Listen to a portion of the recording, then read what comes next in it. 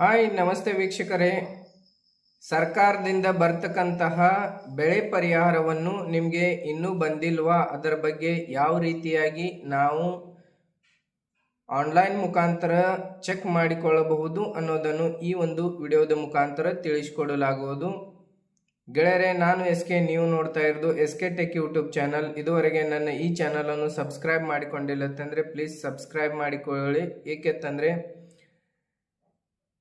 ಈ ರೀತಿಯಾದ ಸರ್ಕಾರದಿಂದ ಬರ್ತಕ್ಕಂತಹ ಆನ್ಲೈನ್ ಅಪ್ಲಿಕೇಶನ್ಗಳ ಬಗ್ಗೆ ಈ ಒಂದು ಯೂಟ್ಯೂಬ್ ಚಾನಲ್ದಲ್ಲಿ ವಿಡಿಯೋಸ್ಗಳನ್ನು ಅಪ್ಲೋಡ್ ಮಾಡಲಾಗುತ್ತದೆ. ಅದರದೊಂದು ನೋಟಿಫಿಕೇಶನ್ ಬರೋಗೋಸ್ಕರ ಪಕ್ಕದಲ್ಲಿ ಕಾಣಿಸ್ತಾ ಇರುವ ಬೆಲ್ ಐಕನ್ ಮೇಲೆ ಕ್ಲಿಕ್ ಮಾಡಿ.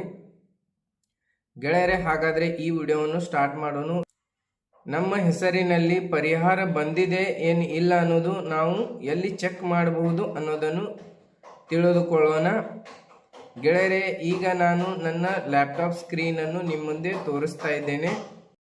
ಹಾಯ್ ವೀಕ್ಷಕರೇ, ಇಲ್ಲಿ ನೋಡಿ ಗೂಗಲ್ ಕ್ರೋಮ್ ಕಾಣಿಸುತ್ತೆ. ನಿಮ್ಮ ಮೊಬೈಲ್ ಥ್ರೂ ಕೂಡ ಈ ಒಂದು ಸ್ಟೇಟಸ್ ಅನ್ನು ಚೆಕ್ ಮಾಡಿಕೊಳ್ಳಲು ಬರುತ್ತೆ.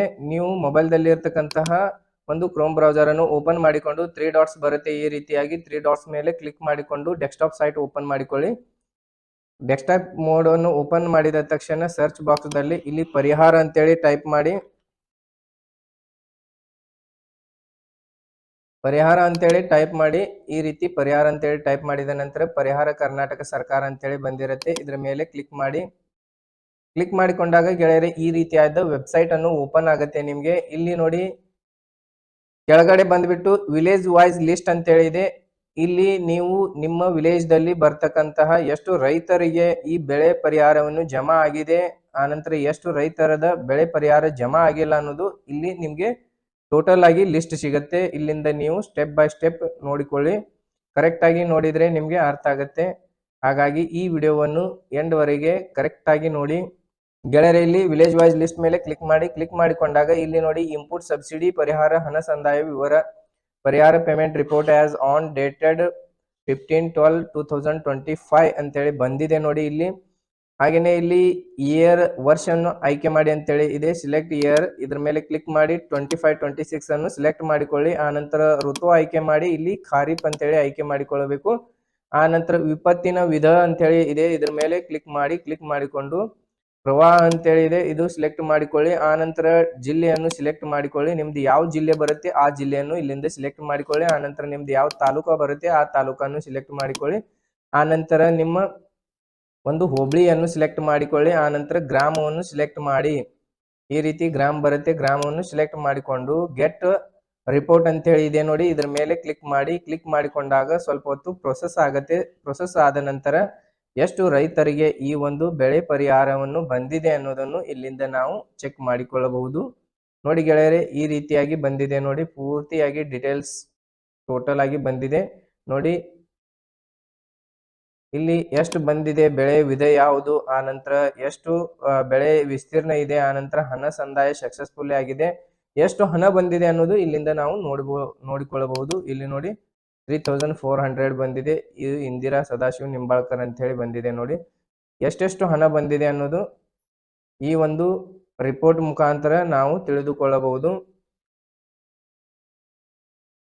ಈ ಲಿಸ್ಟ್ ಅಲ್ಲಿ ನಿಮ್ಮ ಹೆಸರು ಇಲ್ಲತ್ತಂದ್ರೆ ನೀವು ಏನ್ ಮಾಡಬೇಕು, ಆ ನಂತರ ಯಾವ ರೀತಿಯಾಗಿ ಇದಕ್ಕೆ ಮತ್ತೆ ಅರ್ಜಿಯನ್ನು ಸಲ್ಲಿಸಬಹುದು ಅಂತ ಹೇಳಿ ನಾನು ನಿಮಗೆ ತಿಳಿಸಿಕೊಡುತ್ತೇನೆ. ಈ ರಿಪೋರ್ಟ್ಸ್ ಎಲ್ಲವೂ ಸಕ್ಸಸ್ಫುಲ್ ಆಗಿದ ರಿಪೋರ್ಟ್ಸ್ಗಳು ಇವೆ. ಇಲ್ಲಿ ನೋಡಿ ಗೆಳೆಯರೆ, ಕೆಳಗಡೆ ಬಂದ್ಬಿಟ್ಟು ನೀವು ನೋಡಿದಾಗ ಇಲ್ಲಿ ಪೇಮೆಂಟ್ ಫೇಲ್ಡ್ ಕೇಸಸ್, ಪಾವತಿ ವಿಫಲವಾದ ಪ್ರಕರಣಗಳು ಅಂತ ಹೇಳಿದೆ. ಇದ್ರ ಮೇಲೆ ಟಿಕ್ ಮಾರ್ಕ್ ಮಾಡಿ. ಇದರ ಮೇಲೆ ಟಿಕ್ ಮಾರ್ಕ್ ಮಾಡಿಕೊಂಡಾಗ ಪೇಮೆಂಟ್ ಅನ್ನು ವಿಫಲವಾಗಿದ್ದ ಲಿಸ್ಟ್ ಅನ್ನು ನಿಮ್ಮ ಮುಂದೆ ಶೋ ಆಗುತ್ತೆ. ಆ ಲಿಸ್ಟಿನಲ್ಲಿ ನಿಮ್ಮ ಹೆಸರು ಇದ್ರೆ ನೀವು ನಿಮ್ಮ ಬ್ಯಾಂಕ್ ಖಾತೆಗೆ ಆಧಾರ್ ನಂಬರ್ ಅನ್ನು ಜೋಡಣೆ ಮಾಡಬೇಕಾಗತ್ತೆ. ಆ ಆಧಾರ್ ನಂಬರ್ ಅನ್ನು ನಾವು ಯಾವ ರೀತಿಯಾಗಿ ಮನೆಯಿಂದಲೇ ಕೂತ್ಕೊಂಡು ಆನ್ಲೈನ್ ಮುಖಾಂತರ ಜೋಡಣೆ ಮಾಡಬಹುದು ಅನ್ನೋದನ್ನು ಮೇಲೆ ಐ ಬಟನ್ ದಲ್ಲಿ ಕಾಣಿಸ್ತಾ ಇರುವ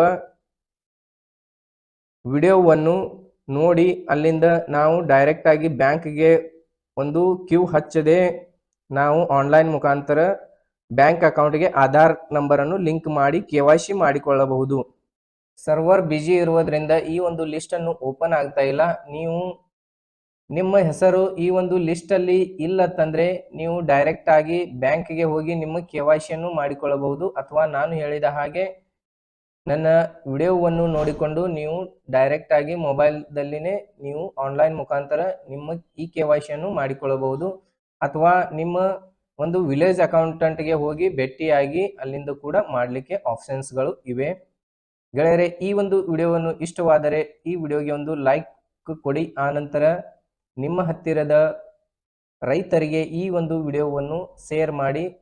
ಹಾಗೆಯೇ ಗೆಳೆಯರೆ, ನಿಮ್ದೇನಾದರೂ ವೆಹಿಕಲ್ಗಳ ಇನ್ಶೂರೆನ್ಸ್ ಅನ್ನು ರಿನ್ಯೂವಲ್ ಮಾಡಿಕೊಳ್ಳಬೇಕಾದ್ರೆ ನನ್ನನ್ನು ಸಂಪರ್ಕಿಸಬಹುದು. ನನ್ನ ಒಂದು ಸಂಪರ್ಕದ ಸಂಖ್ಯೆ ಈ ಒಂದು ವಿಡಿಯೋದ ಡಿಸ್ಕ್ರಿಪ್ಷನ್ ಬಾಕ್ಸ್ದಲ್ಲಿ ಕೊಟ್ಟಿದ್ದೇನೆ, ಅಲ್ಲಿಂದ ನೀವು